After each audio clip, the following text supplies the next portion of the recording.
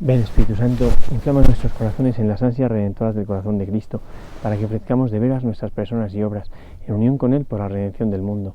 Señor mío y Dios mío Jesucristo, por el corazón inmaculado de María me consagro a tu corazón, me ofrezco contigo al Padre en tu santo sacrificio del altar, con mi oración y mi trabajo, sufrimientos y alegrías de hoy, en reparación de nuestros pecados y para que venga a nosotros tu reino.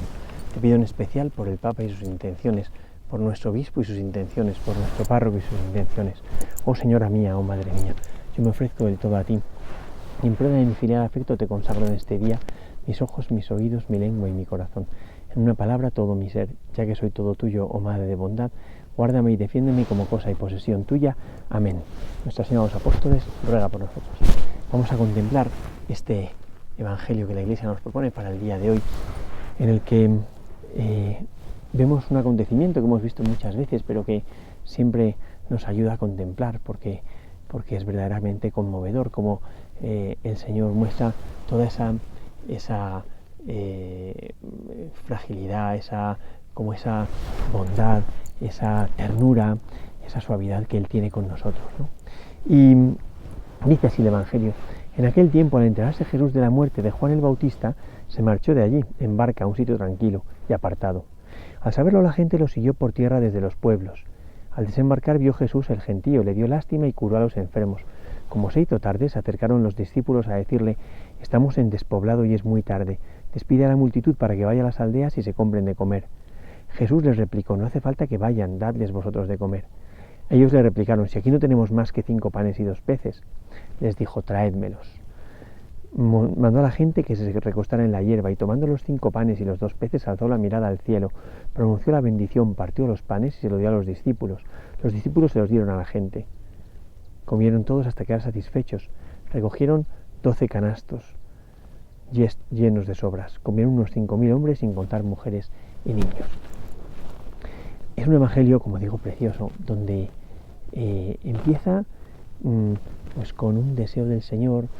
Claro, si uno sigue el Evangelio, o sea, entiende el Evangelio de San Mateo, la figura de Juan Bautista es clave para entender la vida de Jesucristo, puesto que el Señor entiende su propia misión en dependencia o en sintonía con la misión de Juan el Bautista. Juan el Bautista sirve como de referente para la misión del Señor, ¿no? Y por eso, al enterarse de que ha muerto Juan Bautista a manos de Herodes, y todas las circunstancias que son bien conocidas, el capricho de Herodes, que quería liarse, estaba liado con la mujer de su hermano, bueno, todo eso, ¿no? Cómo muere Juan Bautista por la verdad. Es bonito porque Jesús interpreta su propia vida y entonces entiende que ha llegado el momento de retirarse a un lugar a solas, a solitario, para prepararse para lo que viene, ¿no? Y por eso se marcha de allí, embarca a un sitio tranquilo y apartado, ¿no? Parece como un deseo de Jesús con los discípulos como de replegarse, como de cuidarse entre ellos, ¿no? De hecho, si comparamos con el paralelo del Evangelio de San Marcos dice que los discípulos estaban tan cansados que Jesús vio que no les quedaba tiempo ni para comer y se los llevó aparte a un sitio a descansar. Y es precioso, me conmueve ver a un Jesús que se preocupa tanto de las necesidades materiales de las personas, que percibe esa necesidad que tienen los discípulos y que corre como a socorrer la necesidad material. Tienen que descansar, vámonos a un sitio aparte a descansar. Pero al final no consiguen descansar porque es tanta la necesidad de la gente que les buscan en todo momento, ¿no? De hecho, dice, al saberlo, la gente lo siguió por tierra desde los pueblos, ¿no? Y esto a mí me conmueve, ¿no? Porque es tanta la necesidad, la gente tiene ansia del Señor, incluso sin saberlo. O sea, mucha gente lo que busca es la felicidad. Bueno, buscan la felicidad, ¿no? Pero nosotros sabemos dónde está esa felicidad, quién tiene esa felicidad, quién es el dueño de esa felicidad, cómo conseguir esa felicidad. Y desde luego no hay derecho si nosotros no compartimos esa fuente de la felicidad con el mundo que está tan necesitado. Entonces, los discípulos pensarían: este es nuestro momento con Jesús, tenemos un tiempo a solas con Él, vamos a descansar, ¿no? Y sin embargo, el Señor no les va a conceder eso, porque dice: al desembarcar vio Jesús el gentío y le dio lástima. Me parece que esto es tan bonito, tan bonito. O sea, cuando uno va por los campos, por las calles, viendo tanta necesidad, cómo no hacerse eco de las ansias redentoras del corazón de Cristo. Lo que decimos cada mañana: ven Espíritu Santo, inflama nuestros corazones en las ansias redentoras del corazón de Cristo. Pero luego yo no sé si somos capaces de responder a esas ansias redentoras, a ese deseo de redención que hay en el corazón de Jesús, que ha venido para esto, para saciar la sed de la gente, para dar al mundo eso que aún a tientas busca, ¿no? Y nosotros que somos la Iglesia, como que continuamos la lástima de Jesús por esa gente, ¿no? De hecho, me impresiona mucho porque Jesús siente lástima. En cuanto percibe la lástima, se olvida el cansancio, se olvida esa oportunidad de replegarse, ¿no? En cuanto siente la lástima en la necesidad de la gente, Jesús corre a socorrerlo, porque eso ha sido todo el móvil de la redención. Es esto. O sea, cuando San Ignacio Loyola propone esa meditación de la encarnación tan preciosa que él hace, que pone la Trinidad contemplando el mundo necesitado de redención, un mundo que anda a oscuras, que anda a tientas, un mundo que necesita tanto de Dios, un mundo que seguramente no lo sabe, pero está muy carente de Jesucristo. Entonces, dice San Ignacio que viendo la Trinidad, esa necesidad, dice, hagamos redención, ¿no? Y aquí podríamos recordar esa frase del Génesis, justo antes del diluvio, que dice: viendo Dios que la maldad cundía en la tierra y que los pensamientos del hombre eran puro mal de continuo, le pesó a Dios haber hecho al hombre, ¿eh? Y es cuando sucede todo el diluvio, pero Dios luego ya dice: nunca más volverá a suceder. Y la respuesta a esa maldad que reina en el mundo, a esa falta de Dios que hay en el mundo, va a ser precisamente la redención. Hagamos redención. Esa frase tan bonita que no tendremos eternidad suficiente para meditar. Hagamos redención. ¿Qué significa hagamos redención? Dios que quiere como salir a socorrer a la humanidad, salir a restaurar a la humanidad, salir a llevar a la humanidad al lugar para el que fue creada. Dios no se resigna que la humanidad se haya apartado del paraíso y esté lejos, sino que decide ir a por ella, ¿no? Entonces, al desembarcar, vio Jesús el gentío y le dio lástima. Le dio lástima. Y dice, y curó a los enfermos. Es muy bonito porque en el Evangelio de San Marcos, la compasión que siente Jesús al desembarcar provoca que Jesús se ponga a enseñarles, ¿no? En San Mateo, ¿no? En San Mateo, la lástima, la compasión por la humanidad, provoca el deseo de curar. Eso que dice también el Evangelio de San Juan, ¿no? Que sentía Jesús dentro una fuerza que le impulsaba a curar. Jesús viene a curar, Jesús viene a sanar, Jesús viene a devolver la vida. Jesús, que es la resurrección y la vida, viene a dar lo que Él es, lo que Él tiene, que es esa vida, ¿no? Pero entonces, dices, hace tarde, y entonces entra como la lógica aplastante de la Iglesia, que piensa con criterios muy humanos, correctos, pero humanos, ¿no? ¿Y qué es lo que dice la Iglesia? Hombre, no, pues despídelos, que están sin comer, que son mucha gente, que vayan a los lugares cercanos, no tenemos nada que darles, ¿qué vamos a hacer aquí, no? Dice, estamos en despoblado y es muy tarde, despide a la multitud para que vayan a las aldeas y se compren de comer, ¿no? Es muy bonito porque los apóstoles en el fondo son lo que es la Iglesia, es lo que somos la Iglesia, ¿no? Y siempre queremos como que el Señor solucione las cosas a la manera muy humana. Pues despídelos, que vayan y se busquen la vida por los pueblos de alrededor y ya está, ¿no? Y Jesús les replicó, y aquí viene la frase fantástica del Señor: no hace falta que se vayan, dadles vosotros de comer. No hace falta que vayan a los pueblos, dadles vosotros de comer. Claro, aquí yo me quedo como muy asombrado, muy impactado, ¿no? Porque entiendo que la Iglesia es la respuesta del corazón de Cristo, que siente lástima a esa humanidad tan necesitada de redención. Cristo viene y hace la redención, pero esa redención tiene que llegar a toda la humanidad. Y para que llegue a toda la humanidad, Jesús dice, no hace falta que vayan a buscar vida, dádsela a vosotros, dadles vosotros de comer. Pero ese dadles vosotros de comer, claro, puede parecer como que Jesús aquí monta caritas, ¿no? Que está fenomenal, ¿no? Pero Jesús no piensa solamente en socorrer la necesidad material de la humanidad, no. Jesús está pensando en algo mucho más profundo. De hecho, el milagro que va a hacer es un signo mesiánico que indica el comienzo de un tiempo nuevo en el que el Señor viene a satisfacer lo profundo del corazón, la sed profunda del corazón, ese anhelo que ha provocado que la gente desde todos los pueblos, viendo que Jesús se marchaba por tierra, le hayan seguido. Entonces la respuesta del corazón de Cristo, las ansias redentoras del corazón de Cristo, tienen solución a través de la Iglesia, porque Cristo ha fundado la Iglesia para saciar el anhelo del corazón de Cristo que quiere redimir, ¿no? No hace falta que se vayan, no hace falta que vayan a buscar comida. Dadles vosotros de comer. Claro, me da igual aquí en Riobamba, en Punín, en Ecuador, que en Boadilla del Monte, que en donde sea, hay tanta necesidad, que cuando uno escucha el corazón de Cristo decir, no hace falta que vayan ¿a dónde? Como a los entretenimientos pasajeros donde busca el hombre satisfacer una sed que nunca termina de llenar, ¿no? De saciar. Dadles vosotros de comer. Claro, que la Iglesia escuche eso obliga a que no nos permitamos ni unos segundos de descanso. Si nuestro Redentor no ha descansado, vamos a descansar nosotros. Mientras la humanidad se muere de sed, no vamos a ser capaces nosotros de saciar esa sed del corazón de Cristo y ese anhelo de la humanidad, que es lo que el mundo está necesitando, ¿eh? No hace falta que vayan. Dadles vosotros de comer, dice Jesús. Dadles vosotros de comer. Y claro, la Iglesia se resiste, pero ¿cómo vamos a dar de comer si no tenemos nada que dar de comer? Si aquí no tenemos más que 5 panes y 2 peces. Y es tan bonito porque la propia Iglesia, mostrando su impotencia para poder saciar la sed del corazón de Cristo y el anhelo de la humanidad, ella solita confiesa el milagro. Al mostrar las pocas fuerzas que tiene, si sucede el milagro, es que venía de Dios, evidentemente, que está en ella, ¿no? Y por tanto, no va a poder la Iglesia atribuirse ningún mérito, sino que va a ser solo Jesucristo, el que ha saciado esa sed de la Iglesia, el propio Señor, contando con la fragilidad de la Iglesia, que eso es muy bonito, ¿eh? El Señor no quiere hacer su obra al margen de la humanidad, no. O sea, Dios pide a la humanidad que colabore, pero que tenga la mínima colaboración, que colabore, pero mínimamente, ¿no?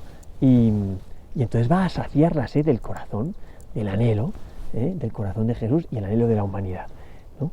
Si aquí no tenemos más que 5 panes y 2 peces, y de Jesús, traédmelos, ya está, suficiente. Tú da lo que tienes, yo no te pido más, te dice el Señor. Dios no nos pide que hagamos grandes ofrecimientos heroicos de cosas que no tenemos. Si no podemos, ofrezcamos lo que tenemos. A la Iglesia el Señor le dice, da lo que tienes, solo lo que tienes, pero todo lo que tienes. Cada uno de nosotros el Señor nos dice, yo estoy dispuesto a hacer milagros a través de ti. Tú dame lo que tienes, pero solo lo que tienes, pero todo lo que tienes. O sea, no ahorres, da todo lo que tienes, y yo haré el milagro. Yo seré capaz como de multiplicar tus fuerzas, de hacer lo que tú no puedes. Yo sí soy capaz de hacerlo, ¿no? Bueno, entonces dice el Señor, traédmelos. Y es bonito porque el Señor quiere saciar también, igual que ha saciado el deseo, la necesidad de los discípulos de descanso, ahora quiere saciar el hambre de la multitud, ¿no? Y por eso dice, traédmelos. Manda a la gente que se recueste en la hierba. Eso es tan bonito porque como que para hacer el milagro el Señor quiere que la gente esté cómoda, que la gente esté a gusto, que se recuesten en la hierba. Y ya está, ¿no? Mandó a la gente que se recostara en la hierba. Y tomando los 5 panes y los 2 peces, alzó la mirada al cielo. Tan bonito es esto, ¿no? Y el Señor coge nuestro don, lo que le hemos dado, que no es mucho. Levanta la mirada al cielo, que es como cuando Dios desde el cielo mira nuestro don, se da cuenta de que es mucho lo que hemos dado. Cuando uno da lo que tiene, es como la mujer viuda del Evangelio que había echado solo 2 moneditas en el óvulo, como óvulo en el tesoro del templo, ¿verdad? Eso con una mirada de tierra, una mirada muy mundana, pues no es nada. Es una ofrenda que no es nada, es pequeñita. Pero con la mirada de cielo, Jesús dice, esa mujer ha echado más que nadie, ¿no? Bueno, pues levantando la mirada al cielo, que es como esa comunión, esa sintonía de la Trinidad, del Padre, el Hijo, el Espíritu, ¿no? Que contemplan el don de una humanidad que da lo que tiene. Solo 5 panes y 2 peces para una multitud de 5.000 personas, solo hombres. No es nada. Pero contemplado desde el cielo, cuando el Señor ve nuestro don, entiende que es mucho. Si le hemos dado todo lo que tenemos, entiende que es mucho. Y ve la totalidad de la entrega. Y eso le vale, ¿no? Levanto la mirada al cielo, pronunció la bendición. O sea, bendice desde el cielo, como que se derrama con el Espíritu Santo sobre ese don, y ese don, con el Espíritu Santo derramado sobre él, es capaz de saciar la necesidad de una humanidad doliente, de una humanidad sedienta, ¿no? Dice, partió los panes y los benefició. Entonces viene una parte que me parece que es preciosa, porque Jesús no hace el milagro él solo. La Iglesia le ha dicho, yo no puedo. Y Jesús le ha dicho, vale, dame lo que tienes. ¿Qué tienes? 5 panes y 2 peces. Y ahora voy a hacer el milagro a través de tu debilidad. Por eso dice, él se lo dio a los discípulos y los discípulos se lo dieron a la gente. Así, es precioso todo el mecanismo, porque un chavalín del Evangelio de San Juan es el que le da a los discípulos los 5 panes y los 2 peces, y los discípulos se lo dan a Jesús, la Iglesia intermediando, ¿verdad? Y Jesús hace el milagro con esos 5 panes y 2 peces y se lo da a la Iglesia para que sea la Iglesia la que lo reparta a la humanidad necesitada. Y por eso la Iglesia hoy tiene que continuar su misión, y continuar su misión precisamente es esto, es darle a Jesucristo la fragilidad de la humanidad, lo que tenemos, ¿no? Lo poco que tenemos, fenomenal, se lo damos al Señor. En la misa, cuando estamos por Cristo, con Él y en Él, levantamos el cuerpo y la sangre de Cristo, es la fragilidad de nuestro don, que es un poco de pan y un poco de vino, con la bendición de Dios que hace que esté el cuerpo y la sangre de Cristo, porque se ha derramado el Espíritu Santo en Él. Y ese cuerpo y sangre de Cristo es capaz de saciar el anhelo de la humanidad, el anhelo más profundo de la humanidad, que es lo que ha venido a hacer precisamente Jesucristo. No quiere saciar solamente como lo externo de la humanidad, quiere saciar el anhelo profundo de redención, el anhelo profundo de la humanidad, que busca la felicidad plena, que eso es para lo que fuimos creados, que es el cielo, ¿no?